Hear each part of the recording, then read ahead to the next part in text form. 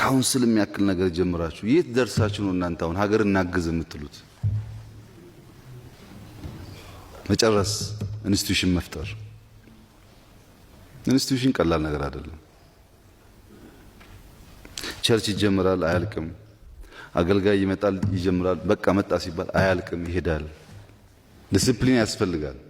ሶስተኛው ክሪቲካል የክርስትና ስነ ምግባር ወጪ ቆጣቢነትና ከመጠን ያለፈ ኑሮ አለመለማመድ ነው።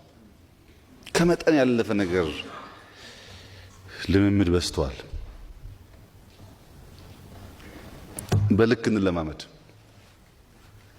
ከልክ ያለፈ ነገር አደገኛ ነው።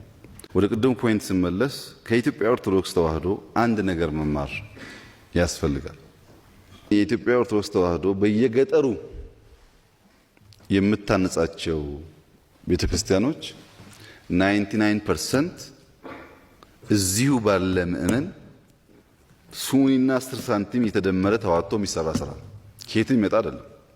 ረጂ የሚባል ሌላ ፎርስ የለም። ኢትዮጵያ ደሃ ከሆነች ለኦርቶዶክሱም ደሃ ናት። ለእናንተ ብቻ አይደለም ደሃ የምትሆነው። ዛሬ በከተማ ብቻ በከተማ 167 በጣም ትላልቅ ቸርቾች ኦርቶዶክስ ትገነባለች።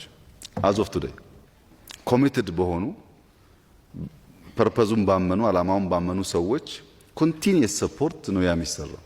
ያን ፕሮቴስታንቶች መማር ብንችል ጥሩ ነው። መስጠት፣ ከራስ በላይ መሻገር፣ መሰብሰብ ብቻ ሳይሆን ማካፈል ብንለምድ አብዛኛው ችግር ይፈታል ብዬ አስባለሁ።